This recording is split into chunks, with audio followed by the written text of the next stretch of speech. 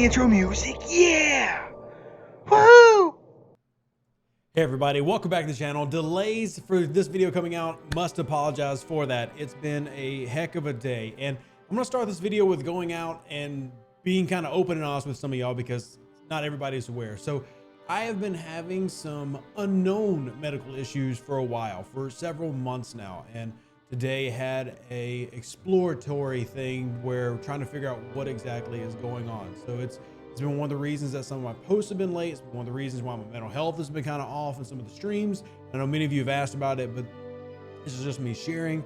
I'm not entirely comfortable saying what's going on. I've talked about it a little bit on the Twitch channel, just more of thanking you for your patience, thanking you for putting up with the fact that this video is coming out at like 5 p.m. instead of normally 8 a.m. because I ended up staying up all night with anxiety, worried about this appointment and then coming into it and all this other stuff. So just a big thank you for y'all being here, being an amazing community and help me with it. And hopefully my birthday here in a week, picks things up in the mental aspect, just being open with y'all that a lot going on. So trying to work through that. Now, I'm going to handle this version of the grading series here a little bit different than normal in that no fancy graphics, nothing crazy. I'm going to give you straight grades. I mean, you might hear a smack sound effect like that's the cricket.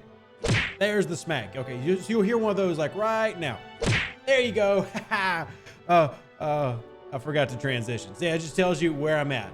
Actually, that was planned. See, this is me trying to be funny, and even that is just feeling cattywampus and off kilter at the moment. But overall, I'll give DS9 month 1 a D. Now, I was very close to giving it an F, but honestly, I've talked to so many different players who genuinely enjoyed it, genuinely enjoyed it for various reasons, and I have to respect that. And I'm gonna go over piece by piece as we normally do, but there's so many aspects that have to be discussed and so many aspects that, in my opinion, failed. And because of that, I simply can't give it a grade that's much higher than an F.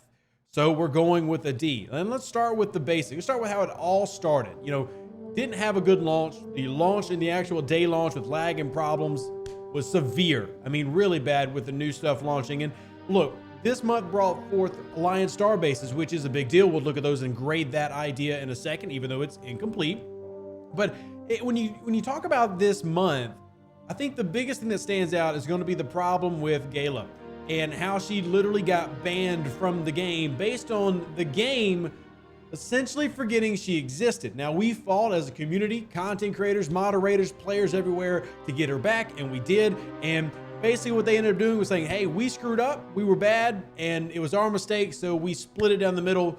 Uncommon armadas basically are now free. If you run Pike, Moreau, Gala, and you have got your alliance mates running that, just about anybody can finish the toughest uncommons for the Cardassian armadas, and then the rares simply had their critical growth taken away. So ended up getting that fixed. But again, this was like one of those that like you can't give a positive grade on that fix because that should have never happened. Like, how as a developer, like an actual game designer, do you forget how things you made work? Like, how did you come up with these armadas and go, nothing can stop this, these are really good, these are super strong, like, oh my God, what will the community do? And then you got people like me and DJ who are like, in 5 seconds, like, oh, well, we'll just run Gala here and enjoy. So that has to be problematic because obviously the way they handled it was extremely knee-jerk reaction. And that was very problematic for the players. And that has to get an F in terms of how it was dealt with. And that brings up the next point because this extended throughout the entire month. One thing that struggled this month, and this isn't me trying to take a shot at Eco, but Eco was out of country and he was sick 1 week. So Eco kind of missed 2 weeks of work. There needs to be somebody at Scopely who handles that, but communication was abysmal this month. At the absolute best, sticking with the theme, at the absolute best, it was a D. At the best, it was a D. Communication was terrible. You had communication problems in the beginning with the Gala stuff, with the armadas not getting pointed out, with, we'll take a look at this in the second with the event store, but the espionage, which I actually love the idea of this imposter officer, but no communication on how it works. You had to come to me and you had to come to DJ. You had to go to a content creator to get out the basic information. And while as a content creator, I appreciate that. Players should not have to go to content creators to figure out how stuff works in the game. There should be something that describes the basics of it, but that wasn't well explained. That never really became something that I feel like lived up to its month one potential that it could have. And yet I love the idea of it. I actually like this mini event store. It's not a real event store, but I like the espionage, and I like turning in my for these transponders and focusing and trying to figure out which officer is it going to be. Am I going to go focus on Kira? Am I going to focus on Miles? What about Cisco, the Epic? You know, and going through that process, I enjoyed trying to find the hints and the missions, and the storyline missions were good if you understood that a lot of the storyline missions are working around this, because if you read the storylines, you're like, wow, these characters don't sound right. Part of that is the mystery of this, and that makes it to where it works. But again, no communication, making it hard to enjoy that. It was very difficult, so nobody really did. And then there was basic communication, like, and I don't blame Eco for this, but continue on the communication thing. Look, things like this, these chips, these Isolinear data chips, they carry over month to month. Now, as I've been telling everybody who's in my live streams, that doesn't mean that you're going to have the same refits and everything next month. But the chips carry over. And yet even Eco told a player, I don't really know, you might want to spend them.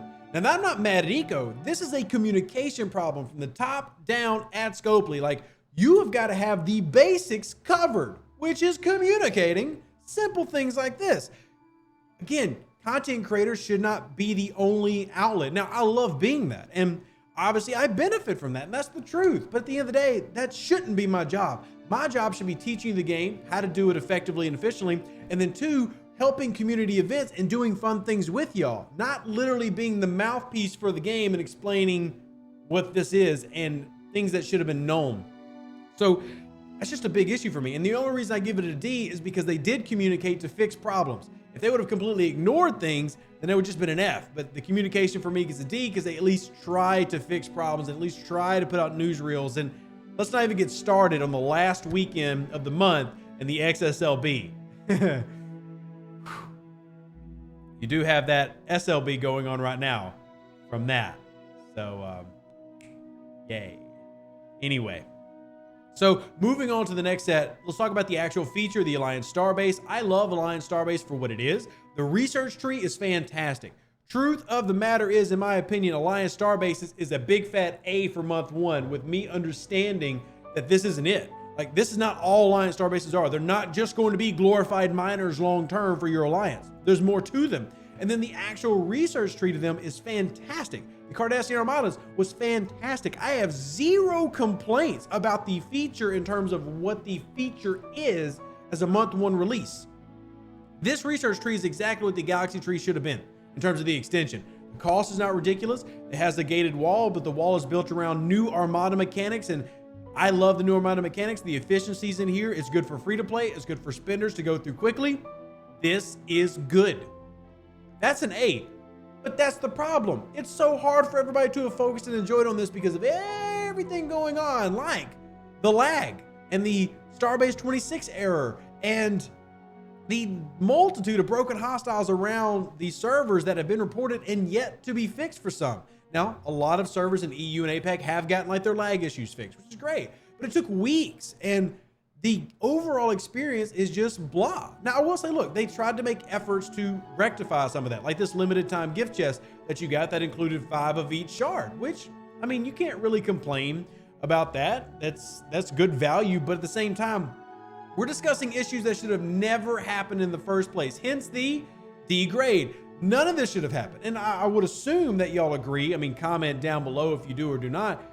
Most of these issues should not have existed in the first place. So there's not like a really good excuse to say, oh, well, they comped this, so now it's okay. The game doesn't want to have to comp players, and players don't want to have to be comped. We just want things to work and be working efficiently and work through that. And we've been told that a lot of processes they're going through are going to change how things work in the future. So that's fine. It is what it is. We'll see if it gets better. But right now, obviously, there's reasons for players to be frustrated, and those reasons are legit. Those feelings are legit. Let's move over to the officers. A mixed bag on the officers. The officers are okay. They're not great officers in terms of utility in the game. They work. I would say this, sourcing for these was fantastic. Almost everybody ended up with at least tier 1 of all the rares, of both rares, and I ended up with tier 2, almost tier 3, close to tier 3. I'm literally so close to tier 3 with my Miles O'Brien. And then a lot of people with the leaderboards unlocked Benjamin Sisko. So they even made an improvement to the Battle Pass $20 one, which guaranteed you were getting Kira. So a lot of people have got Kira close to tier 3. And then you had, you know, this mini event store, very similar to the Dabo table, where you were getting chances to get more of these shards. And a lot of you got really good pulls. And we went over this in Twitch where I did my pulls, and some of them were very, very nice for the Isolinear Chips. So you had multiple ways to source officers between the mini event store and events that paid out these very specific officer recruit mechanic. So overall, hard to really fault officer sourcing and all that. I got to give it a little bit of love. I got a lot of faction credits from this one too, which I was very, very appreciative of. Like, I actually pulled the max faction credit twice. That actually made me super happy. So, I mean, officer sourcing to me is an A. I don't expect people to get epics month 1, but getting at least one of the rares is a win. So getting both of them for most players is huge. But again, it's hard to enjoy those elements when so many other things just fell flat. The events had problems.